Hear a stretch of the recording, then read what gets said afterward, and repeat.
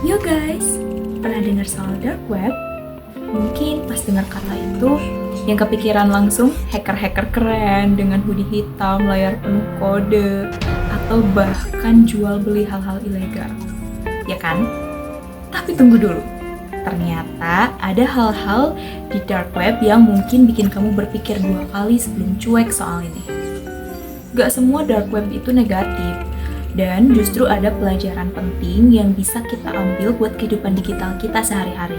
Stay tune, karena gue bakal nge-breakdown semua dalam 5-7 menit ke depan. Let's go! Oke, kita mulai dari basic dulu.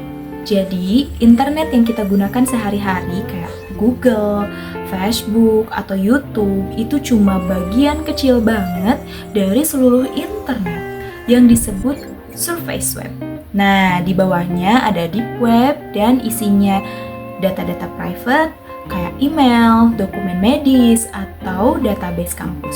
Ini nggak bisa diakses sembarangan. Terus, dark web itu berada di lapisan paling bawah yang sengaja disembunyikan dan diakses pakai software khusus kayak Tor. Buat apa? Banyak alasan.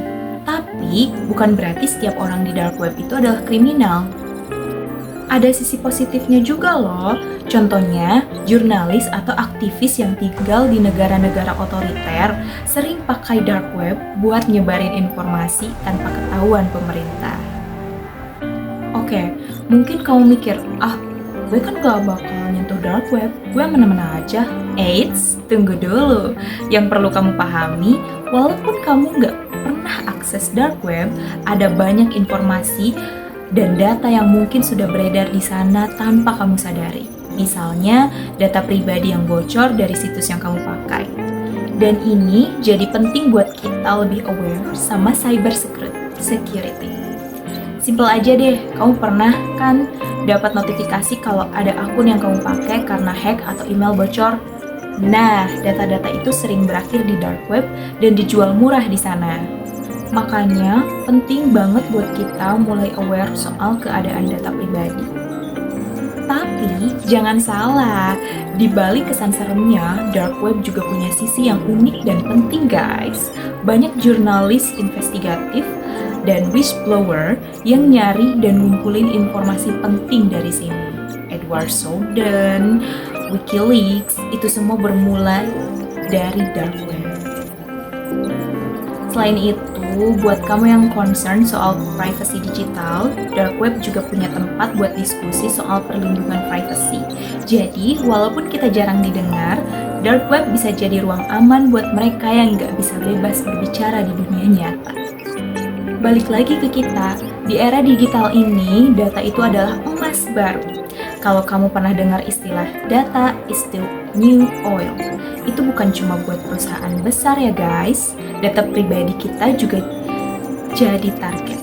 Nah, dengan tahu sedikit soal dark web, kita jadi lebih sadar buat ngejaga data kita sendiri, kayak pakai password manager, aktifkan autentikasi 2 faktor, atau cek data kita di situs-situs kayak have I been found.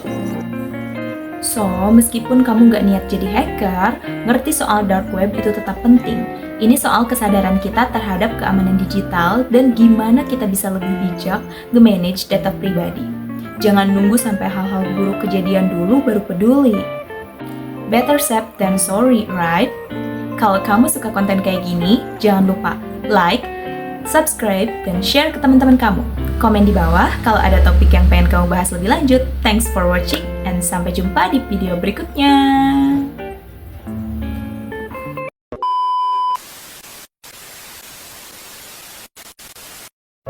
Guys, disclaimer, video ini bertujuan sebagai edukasi biar kita bisa lebih aware terhadap privacy data kita dan tentang bahaya juga tentang titik terang dark web. Jadi dark web tuh gak cuma ada serem-seremnya aja, tapi ya ada sisi positifnya gitu. Jadi Jangan berpikir aku itu sebagai user dark web ya guys.